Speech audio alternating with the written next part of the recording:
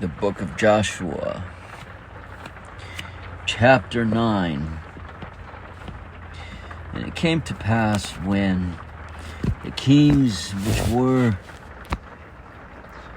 on this side Jordan, in the hills, in the valleys, and in all the coasts of the great sea over against Lebanon, the Hittite, the Amorite, and the Canaanite, the Perizzite, the Hivite, and the Jebusite, heard thereof, that they gathered themselves together to fight with Joshua and with Israel with one accord. And when the inhabitants of Gibeon heard what Joshua had done to Jericho and to Ai, they did work willingly, and went and made as if they had been ambassadors, and took old sacks upon their asses, and wine bottles, old and rent, and bound up, and old shoes, and clouded upon their feet, and old garments upon them, and all the bread of their provision was dry and moldy. And they went to Joshua unto the camp at Gilgal, and said unto him, the men of Israel, we be come from a far country. Now therefore make ye a league with us.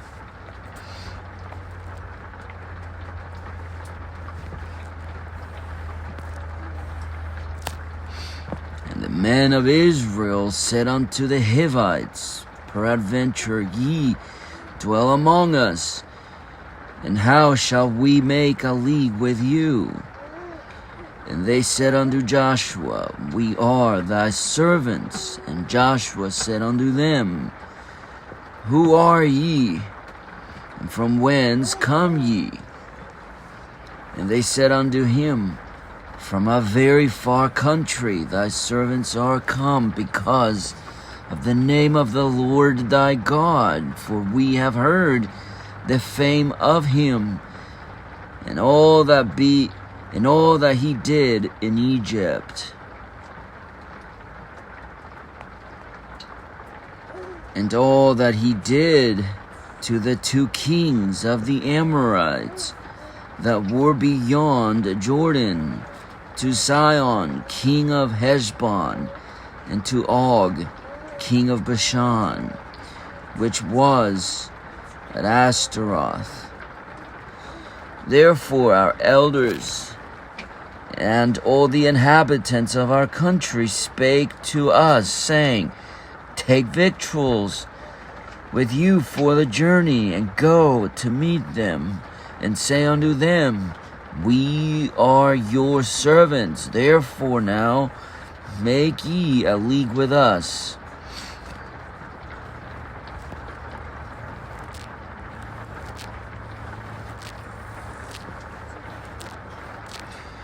This our bread we took hot for our provision out of our houses on the day we came forth to go unto you. But now behold, it is dry and it is moldy. And these bottles of wine which we filled were new, and behold, they be rent. And these our garments and our shoes are become old by reason of the very long journey. And the men took of their victuals, and asked not counsel at the mouth of the Lord.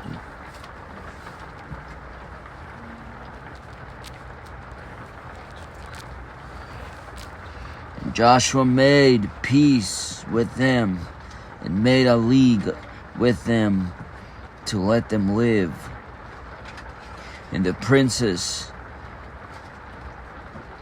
of the congregation swear unto them. And it came to pass at the end of the 3 days after they had made a league with them, that they heard that they were their neighbors, and that they dwelt among them. And the children of Israel journeyed and came unto their cities on the 3rd day. Now their cities were Gibeon and Shephirah and Beeroth and Kirjath Jearim. And the children of Israel smote them not, because the princes of the congregation had sworn unto them by the Lord God of Israel. And all the congregation murmured against the princes. But all the princes said,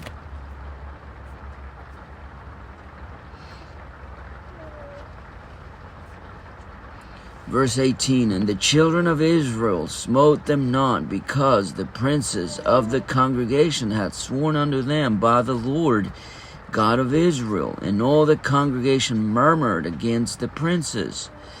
But all the princes said unto all the congregation, we have sworn unto them by the Lord our God, but the Lord God of Israel. Now therefore we may not touch them.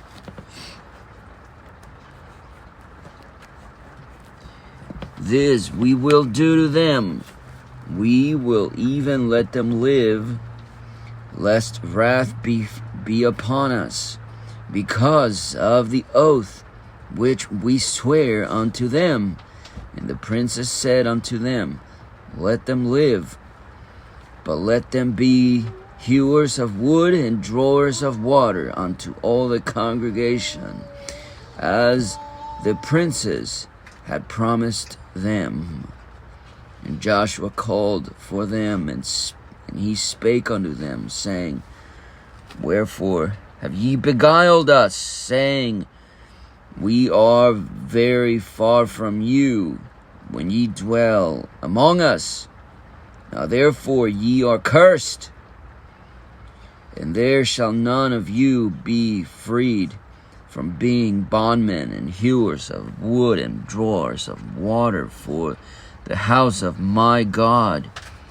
And they answered Joshua and said, because it was certainly told thy servants how that the Lord thy God commanded his servant Moses to give you all the land, and to destroy all the inhabitants of the land from before you. Therefore we were so afraid of our lives because of you, and have done this thing. And now behold, we are in thine hand, as it seemeth good and right unto thee to do unto us, do. And so did he unto them, and delivered them out of the hand of the children of Israel, and they slew them not. And Joshua made them that day hewers of wood and drawers of water for the congregation, and for the altar of the Lord, even unto this day, in the place which he should choose. The book of Joshua, chapter 10. Now it came to pass, when Adonizedek, king of Jerusalem, had heard how Joshua had taken Ai, and had utterly destroyed it, as he had done to Jericho and her king, so he had done to Ai and her king. and how the inhabitants of Gibeon had made peace with Israel, and were among them, that they feared greatly, because Gibeon was a great city, and one of the royal cities, and because it was greater than Ai, and all the men thereof were mighty.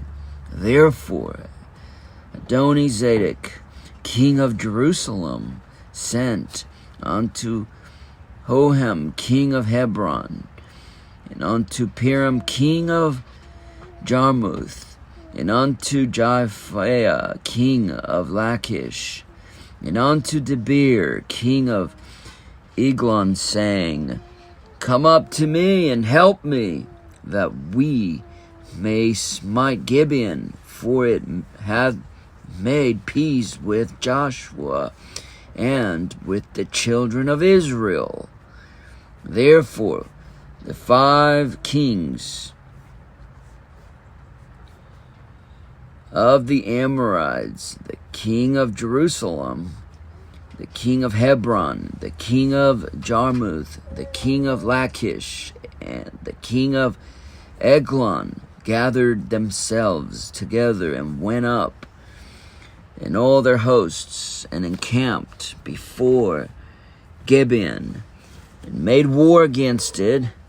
And the men of Gibeon sent unto Joshua to the camp of Gilgal, saying, Slack not thy hand from thy servants, come up to us quickly, and save us, and help us.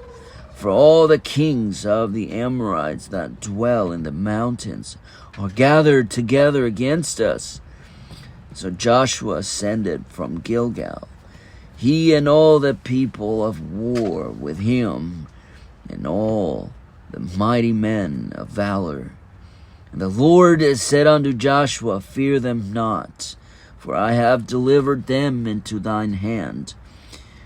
There shall not a man of them stand before thee.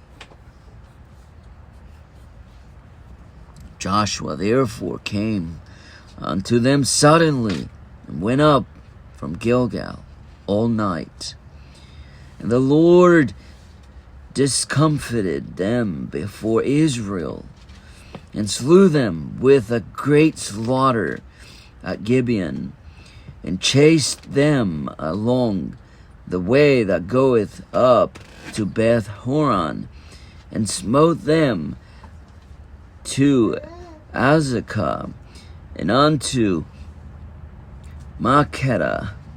And it came to pass, as they fled from before Israel, and were in the going down to Beth Horon, that the Lord cast down great stones from heaven upon them unto Azekah.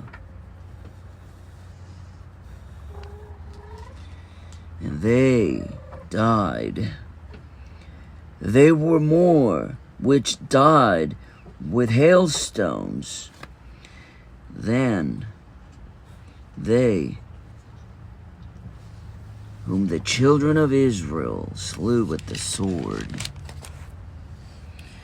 Then spake Joshua to the Lord in the day when the men delivered up the Amorites before the children of Israel, and said in the sight of Israel, Sun, stand thou still upon Gibeon, and thou moon in the valley of Ajalon.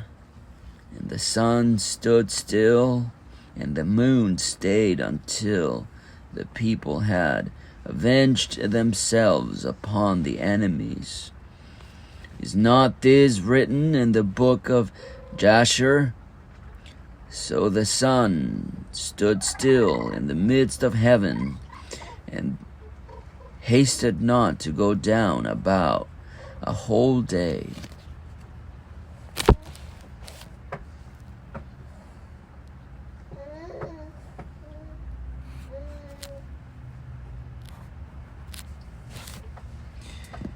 And there was no day like that before it or after it, that the Lord hearkened unto the voice of a man, for the Lord fought for Israel.